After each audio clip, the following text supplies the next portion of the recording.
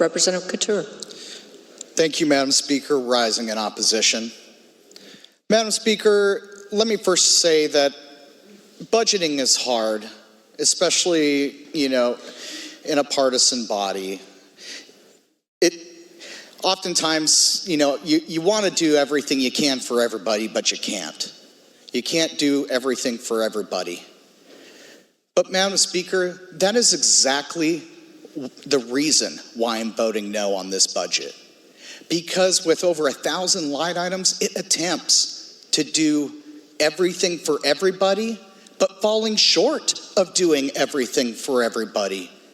And it fails to look at and recognize key priorities that matter the most to the bulk of our constituents across this state, many of which we brought up here in debate already.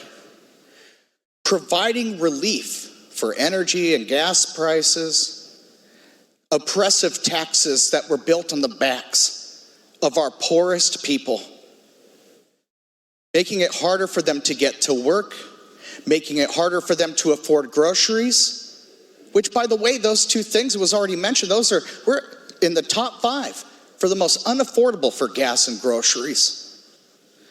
It was brought up that this budget does good things for seniors, and yes, it does.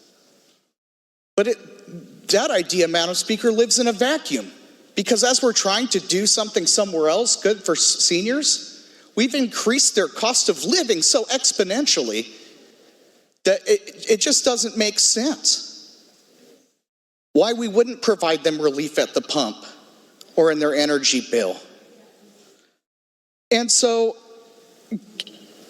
when we're looking at what the key priorities are, our constituents and people across our state have already done things to tell us what they think those priorities are, some of them in the form of initiatives, telling us hundreds and hundreds and hundreds and hundreds of thousands of people telling us, signing on the dotted line, telling us what those priorities should be.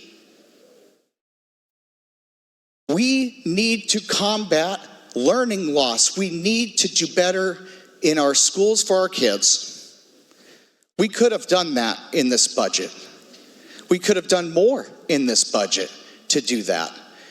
To give paraeducators who make $17 an hour, which you could get a better wage at McDonald's or Taco Bell, give them a little bit of extra pay so we can get more of those folks in our classrooms and help with that high dosage tutoring and supports.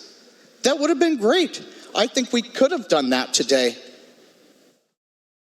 See, we had all this money in the BSA, the rainy day account, as most people know it.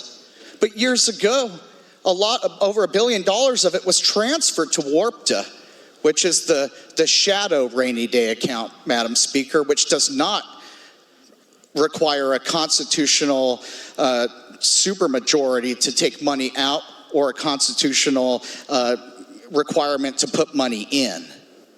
It's essentially a slush fund. But during COVID and the pandemic, when many other states had record surpluses, including our own state, people at home did not get relief. We have the 4th highest amount of homelessness in the country. And in direct correlation to that, the 4th most unaffordable housing, which this budget will make worse with rent control policies that will demand a 7% increase in rent annually every single year. That's not making things better for people who are hurting in an economic time where inflation is through the roof, it's skyrocketing, and it's not just hurting our people at home or our people on fixed incomes and our seniors or our kids, but it's hurting our businesses, both small and large. Madam Speaker, almost every single stakeholder that comes to talk to me talks about workforce shortage, especially in one of our most critical sectors, healthcare. A shortage in nurses, a shortage in doctors. That means a shortage in care. And the first people to get left behind in this budget, where we could have done better, is our poorest people on Medicaid. And in my rural community, where sometimes you hear lack of access across Washington, in my rural community, it's almost impossible. Where you have to drive 30 to 50 miles, roll the dice and see if you can get an appointment if you're poor. Madam Speaker, I don't want to leave those people behind. We should raise the Medicaid rates. We should have done that. Madam Speaker, we've spoken many times about special education. Again, a proposal to end the cap. Our paramount constitutional duty to fully fund special education earlier this session was not accepted. Now, I appreciate the fact that we have increased the cap a little bit, but yet again, that belies my point. Just a little bit for everyone, but not solving problems for anyone.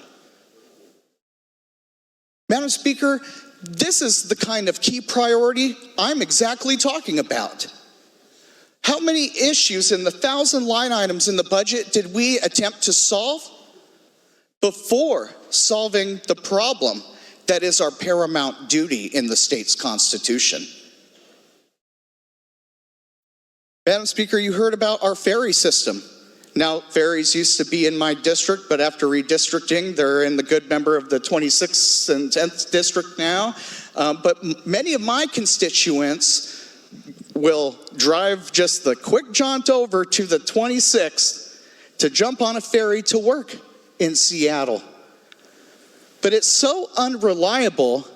We have the money in reserve in the shadow warped rainy day account, which does not require a large majority to take money out, but we have a simple majority and we could have used it. Here's the thing, Madam Speaker. Government shouldn't have a big savings account unless it's for disasters or emergencies. But we have one on the backs of our people who are suffering. And we're not using that money to solve very critical, important issues. There is a list of crises in our state, including public safety, the lowest per capita police, some of the highest homelessness, a drug epidemic, which we did invest a lot of money, but it's going to take more. And you can't just provide services, which we all agree we should. You have to provide enforcement as well.